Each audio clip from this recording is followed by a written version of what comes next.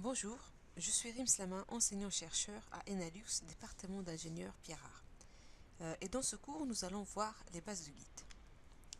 Plus en détail, nous commencerons par une introduction au Git pour comprendre ce que c'est et ses caractéristiques. Ensuite, on va voir les opérations de base sur Git en local.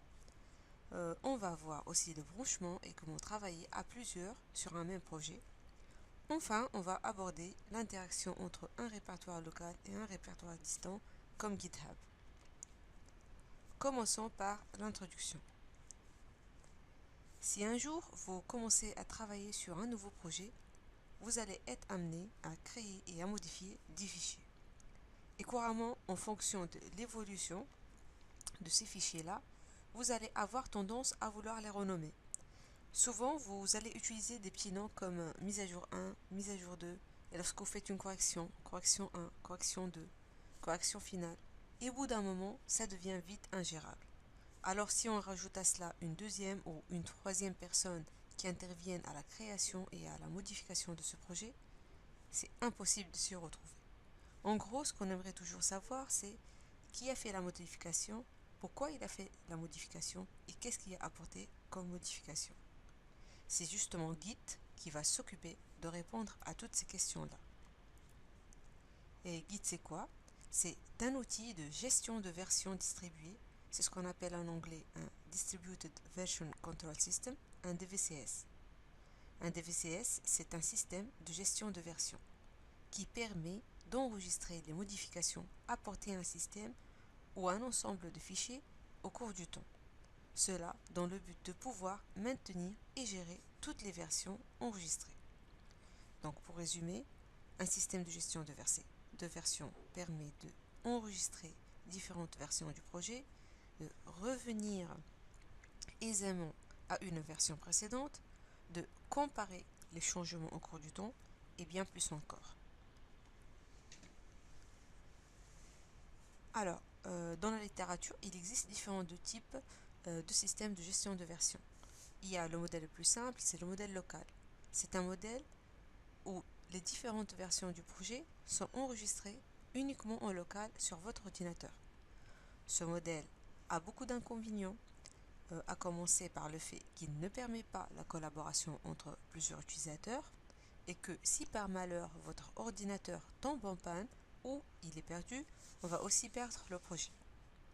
Donc, sinon, on a le modèle centralisé. Celui-ci proposerait de faire vivre le projet en entier dans un serveur distant. Il permet aussi à plusieurs utilisateurs d'accéder aux fichiers pour les enregistrer ou les modifier. Cependant, il a aussi quelques inconvénients, à savoir qu'il est sensible aux pannes réseau, vu que l'utilisateur n'a pas en local le projet en entier, et il n'offre pas aussi la possibilité de collaboration directe entre utilisateurs.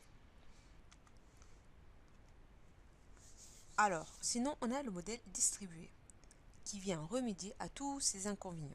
En effet, dans ce modèle, on propose d'avoir une copie du projet en entier avec toutes ces versions, aussi bien sur le serveur que chez chacun des utilisateurs de projet.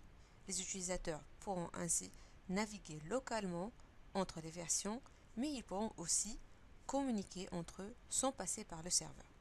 C'est justement ainsi que Git fonctionne en tant que système de gestion de versions distribuées. Donc voici un bref historique à propos de Git extrait de Wikipédia. Git a un rapport direct avec le développement de noyaux Linux, qui à la base était développé sans utiliser un système de gestion de version. Mais à partir de 2002, la communauté a commencé à utiliser un DVCS propriétaire appelé Bitkeeper. Sauf qu'en 2005, il y a eu un problème avec le propriétaire de Bitkeeper, qui va retirer la possibilité d'utiliser gratuitement son produit. Alors, Linus Torvald, cette personne, va lancer le développement d'un nouveau DVCS. Celui-ci va héberger le noyau Linux et ce DVCS n'est autre que Git. Donc vous l'aurez compris, Git était développé par la communauté de Linux. Il est donc un logiciel gratuit qu'on peut télécharger à partir des sites web officiels. Une fois installé, je vous conseille de taper la commande pour vérifier qu'il est bien installé. La commande est la suivante, c'est git --version. Vous pouvez apprendre à utiliser Git en utilisant son help avec la commande git help.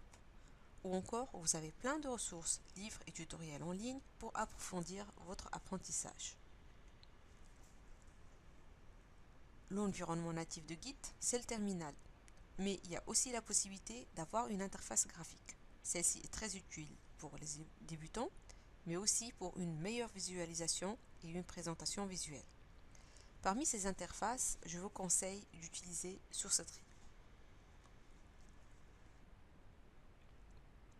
Ce sera tout pour cette vidéo. Dans la prochaine partie, je vous expliquerai rapidement comment ça marche le versionning et on passera à la pratique.